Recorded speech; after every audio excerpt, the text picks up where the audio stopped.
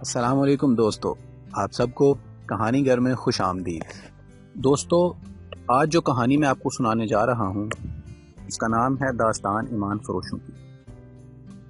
داستان ایمان فروشوں کی کہانی ہے 11ویں صدی عیسوی میں سلطان صلاح الدین ایوبی کے دور کے ان واقعات کی کہ جب ملت اسلامیہ پر کفر اور غداری کے گہرے بادل چھائے ہوئے تھے اور سلطان صلاح الدین ایوبی ملت اسلامیہ کے شرازہ کو بکھرنے سے بچانے اور قبلہ اول کو کفار سے آزاد کرانے کی کوششوں میں مصروف تھا۔ تو دوستو، آئیے چلتے ہیں کہانی کے آج کے حصے کی طرف۔ رات کا وقت تھا۔ ناجی اپنے کمرے میں اپنے 2 معتمد جونیئر کمانڈروں کے ساتھ بیٹھا شراب پی رہا تھا۔ 2 ناچنے والیاں سازوں کی ہلکی ہلکی موسیقی پر مستی میں آئی ہوئی ناگنوں کی طرح مسحور کن اداؤں سے رقص کر رہی تھیں۔ ان کے پاؤں میں گھنگرو نہیں تھے، ان کے جسموں پر کپڑے صرف اسی قدر تھے کہ ان کے سطر ڈھکے ہوئے تھے۔ اس رقص میں خمار کا تاثر تھا۔ دربان اندر آیا اور ناجی کے کان میں کچھ کہا۔ ناجی جب شراب اور رقص میں محو ہوتا تھا تو کوئی مخل ہونے کی جرت نہیں کر سکتا تھا۔ صرف دربان کو معلوم تھا کہ وہ کون سا ضروری کام ہے جس کی خاطر ناجی عیش و طرب کی محفل سے اٹھا کرتا تھا، ورنہ وہ اندر آنے کی جرت نہ کرتا۔ اس کی بات سنتے ہی ناجی باہر نکل گیا اور دربان اسے دوسرے کمرے میں لے گیا۔ وہاں سوڈانی لباس میں ملبوس ایک ادھیڑ عمر آدمی بیٹھا تھا۔ اس کے ساتھ ایک جوان لڑکی تھی۔ ناجی کو دیکھ کر وہ اٹھی۔ ناجی اس کے چہرے اور قد کاٹ کی دلکشی دیکھ کر ٹھٹک گیا۔ وہ عورتوں کا شکاری تھا۔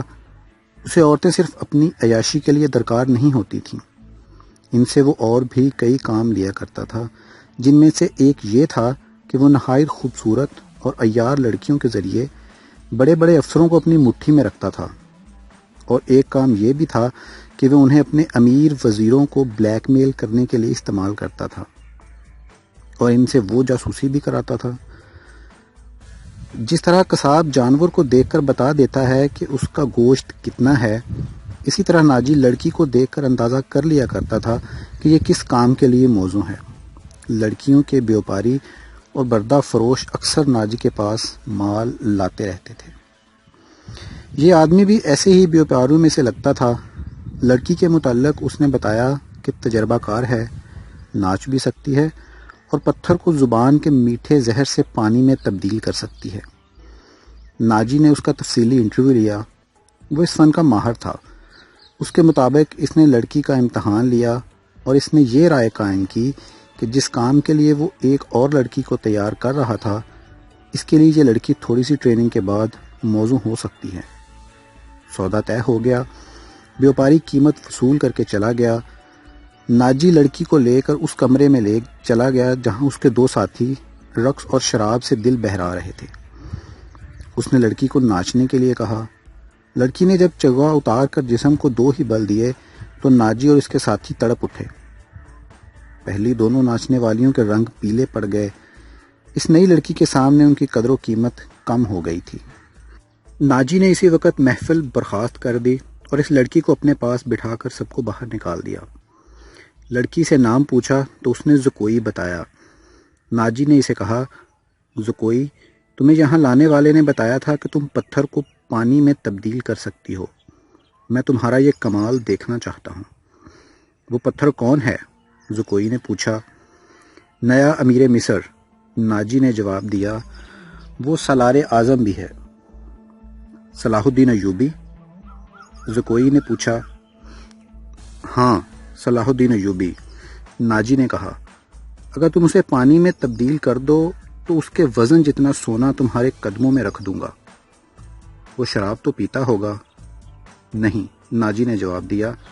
شراب، عورت، ناچ گانے اور تفریح سے وہ اتنی ہی نفرت کرتا ہے جتنی ہر مسلمان خنزیر سے کرتا ہے۔ میں نے سنا تھا کہ آپ کے پاس لڑکیوں کا ایسا طلسم ہے جو نیل کی روانی کو روک لیتا ہے۔ زکوئی نے کہا، کیا وہ طلسم بیکار ہو گیا ہے؟ میں نے ابھی آزمایا نہیں، ناجی نے کہا۔ یہ کام تم کر سکتی ہو۔ میں صلاح الدین ایوبی کی عادتوں کے متعلق تمہیں بہت کچھ بتاؤں گا۔ کیا آپ اسے زہر دینا چاہتے ہیں؟ زکوئی نے پوچھا۔ ابھی نہیں، ناجی نے جواب دیا۔ میری اس کے ساتھ کوئی دشمنی نہیں، میں صرف یہ چاہتا ہوں کہ وہ ایک بار کسی تم جیسی لڑکی کے جال میں پھنس جائے، پھر میں اسے اپنے پاس بٹھا کر شراب پلاؤں۔ اگر اسے قتل کرنا مقصود ہوتا تو میں یہ کام حشیشین سے نہایت آسانی سے کرا سکتا تھا۔ یعنی آپ اس کے ساتھ دشمنی نہیں، دوستی کرنا چاہتے ہیں، زکوئی نے کہا۔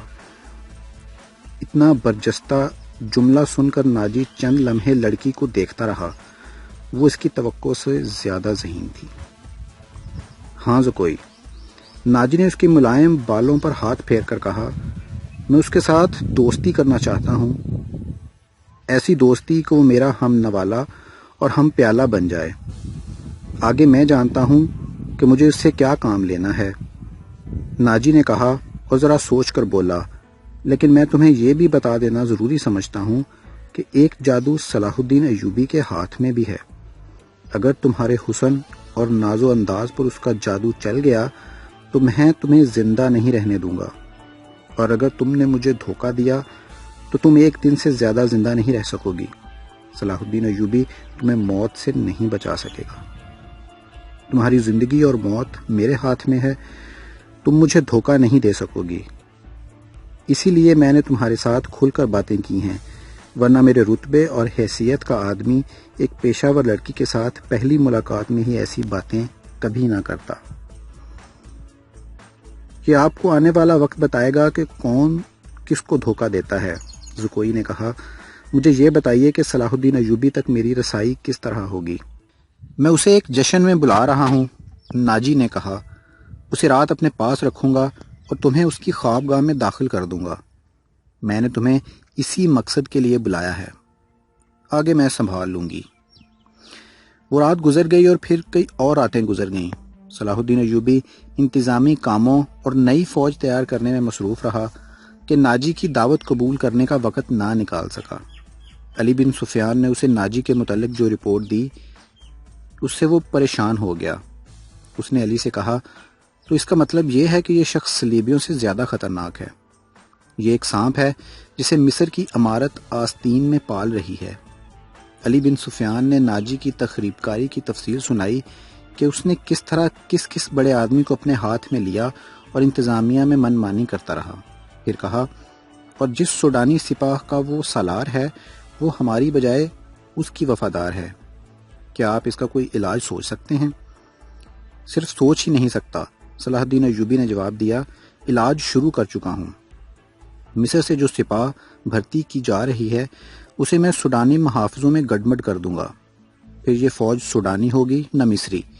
ناجی کی یہ طاقت بکھر کر ہماری فوج میں جذب ہو جائے گی۔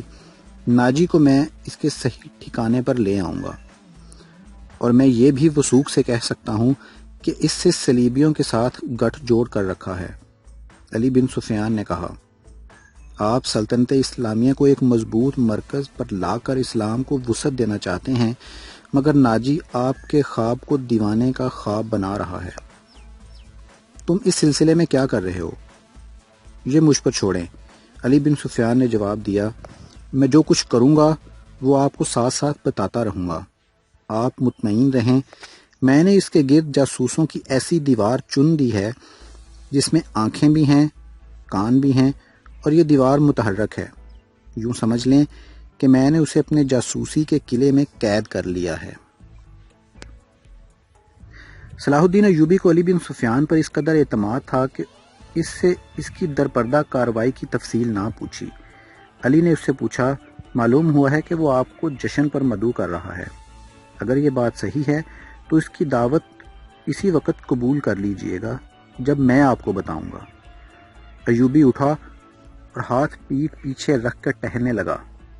اس کی آہ نکل گئی، وہ رک گیا اور بولا، بن سفیان، زندگی اور موت اللہ کے ہاتھ میں ہے۔ بے مقصد زندگی سے کیا یہ بہتر نہیں کہ انسان پیدا ہوتے ہی مر جائے؟ کبھی کبھی یہ سوچ دماغ میں آ جاتی ہے کہ وہ لوگ شاید خوش نصیب ہیں جن کی قومی حس مردہ ہو چکی ہے اور جن کا کوئی کردار نہیں ہوتا، بڑے مزے سے جیتے اور اپنی آئی پر مر جاتے ہیں۔ وہ بد نصیب ہیں امیر محترم، علی نے کہا۔ ہاں بن سفیان، صلاح الدین ایوبی نے کہا، میں جب انہیں خوش نصیب کہتا ہوں تو یہ بات معلوم نہیں کون میرے کان میں کہہ دیتا ہے جو تم نے کہی ہے، مگر سوچتا ہوں کہ ہم نے تاریخ کا دھارا اس موڑ پر نہ بدلا تو ملت اسلامیہ بکھر کر وادیوں، جنگلوں اور صحراؤں میں کھو جائے گی۔ ملت کی خلافت 3 حصوں میں بٹ گئی ہے، امیر منمانی کر رہے ہیں اور صلیبیوں کے اعلی کار بنتے جا رہے ہیں۔ مجھے یہ ڈر بھی محسوس ہونے لگا ہے کہ مسلمان اگر زندہ رہے تو وہ ہمیشہ صلیبیوں کے غلام اور اعلی کار بن رہیں گے۔ وہ اسی پر خوش رہیں گے کہ زندہ ہیں، مگر قوم کی حیثیت سے وہ مردہ ہوں گے۔ ذرا نقشہ دیکھو علی، آدھی صدی میں دیکھو ہماری سلطنت کا نقشہ کتنا سکڑ گیا ہے۔ وہ خاموش ہو گیا، سر جھکا کر ٹہلنے لگا، پھر رک گیا اور سر کو جھٹک کر علی بن سفیان کو دیکھا۔ کہنے لگا، جب تباہی اپنے اندر سے اٹھے تو اسے روکنا محال ہوتا ہے۔ اگر ہماری خلافت اور عمارتوں کا یہی حال رہا تو صلیبیوں کو ہم پر حملے کرنے کی ضرورت پیش نہیں آئے گی۔ وہ آگ جس میں ہم اپنا ایمان، اپنا کردار اور اپنی قومیت بھلا رہے ہیں اور جلا رہے ہیں، اسی میں صلیبی آہستہ آہستہ تیل ڈالتے رہیں گے۔ ان کی سازشیں ہمیں آپس میں لڑاتی رہیں گی۔ میں شاید اپنا عزم پورا نہ کر سکوں، میں شاید صلیبیوں سے شکست بھی کھا جاؤں، لیکن میں قوم کے نام ایک وصیت چھوڑنا چاہتا ہوں، وہ یہ کہ کسی غیر مسلم پر کبھی بھروسہ نہ کرنا۔ ان کے خلاف لڑنا ہے تو لڑ کر مر جانا، کسی غیر مسلم کے ساتھ کبھی سمجھوتا اور کوئی معاہدہ نہ کرنا۔ آپ کا لہجہ بتا رہا ہے جیسے آپ اپنے عزم سے مایوس ہو گئے ہیں، علی بن سفیان نے کہا۔ مایوس نہیں، صلاح الدین ایوبی نے کہا، جذباتی۔ علی، میرا ایک حکم متعلقہ شعبے تک پہنچا دو، بھرتی تیز کر دو اور کوشش کرو کہ فوج کے لیے زیادہ سے زیادہ ایسے آدمی رکھو جو جنگ کا تجربہ حاصل کر چکے ہوں۔ ہمارے پاس اتنی لمبی تربیت کا وقت نہیں۔ بھرتی ہونے والوں کا مسلمان ہونا لازمی قرار دے دو اور تم اپنے لیے ذہن نشین کر لو کہ ایسے جاسوسوں کا ایک دستہ تیار کرو جو دشمن کے علاقے میں جا کر جاسوسی بھی کریں اور شبخون بھی ماریں۔ یہ جانبازوں کا دستہ ہوگا، انہیں خصوصی تربیت دو، ان میں یہ صفات پیدا کرو کہ اونٹ کی طرح زیادہ سے زیادہ عرصہ پیاس برداشت کر سکیں، ان کی نظریں عقاب کی طرح تیز ہوں، ان میں صحرائی لومڑی کی مکاری ہو اور وہ دشمن پر چیتے کی طرح جھپٹ کر مہارت، دلیری اور طاقت کے مالک ہوں۔ ان میں شراب، حشیش وغیرہ کی عادت نہ ہو اور عورت کے لیے وہ برف کی طرح یخ ہوں۔ بھرتی تیز کرا دو بن سفیان، اور یاد رکھو میں ہجوم کا قائل نہیں، مجھے لڑنے والوں کی ضرورت ہے، خواہ تعداد تھوڑی ہو۔ ان میں قومی جذبہ ہو اور وہ میرے عزم کو سمجھتے ہوں، کسی کے دل میں یہ شبہ نہ ہو کہ اسے کیوں لڑایا جا رہا ہے۔ دوستو، امید ہے آپ کو ہماری آج کی ویڈیو پسند آئی ہوگی۔ مزید اچھی اور معلوماتی ویڈیوز کے لیے میرے چینل کو سبسکرائب کرنا اور بیل آئیکن کے بٹن کو پریس کرنا مت بھولیے گا تاکہ ہماری آنے والی ویڈیوز کی اطلاع آپ کو بروقت ملتی رہے۔ شکریہ، اللہ حافظ۔